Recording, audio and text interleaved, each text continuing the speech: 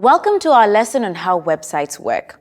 We'll run down the basics, without getting too technical, promise, on web servers and domain names and what they do for you and how to find what you need to get started.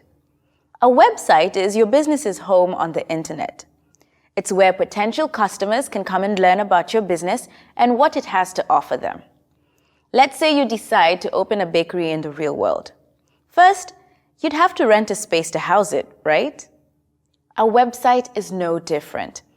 Only you're not renting space on a high street, you're renting space on a server. There are loads of services out there that take care of this automatically.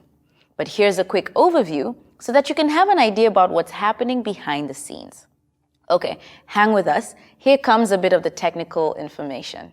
A server is a computer connected to the internet with software that allows it to store or host the pieces of your website, the code, the images, the video clips, and anything else that makes up your site.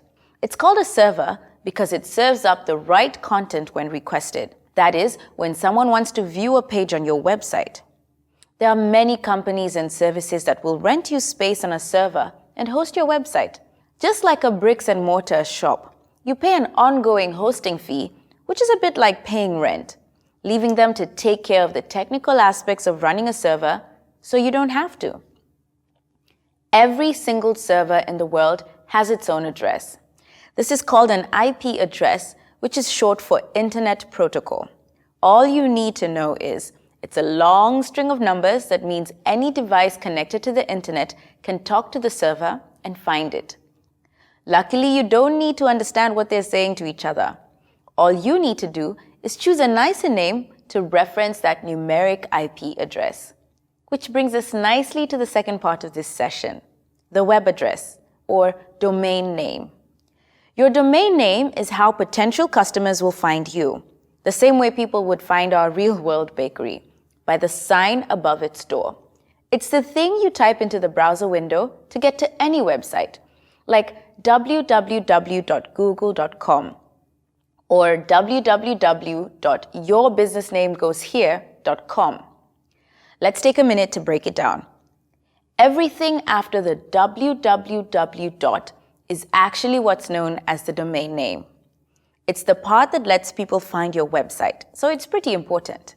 Any device that searches for this address, a tablet, a smartphone, a laptop, is communicating with a server. The server then sends that device all the correct pieces it needs to display the website, things like images and code, so that whoever is on the other end of the device can view your pages. When someone types your web address into their browser, here's what basically happens. First, their browser figures out which server holds the content and heads over to that server. The browser then says, "Hey, would you mind giving me all the elements I need to show a person this web page?" The server replies, "Sure, I'm sending along 5 images, 2 scripts, and a few additional files." The browser puts all the pieces together and the person sees your nicely formatted web page. And that's pretty much it, except they'd actually be talking in really confusing bits and bytes, not English. But that wouldn't make any sense to us. So, to sum up, deciding to build a website for your business starts with understanding how it all works together. A server hosts your site, and a domain name helps people find it.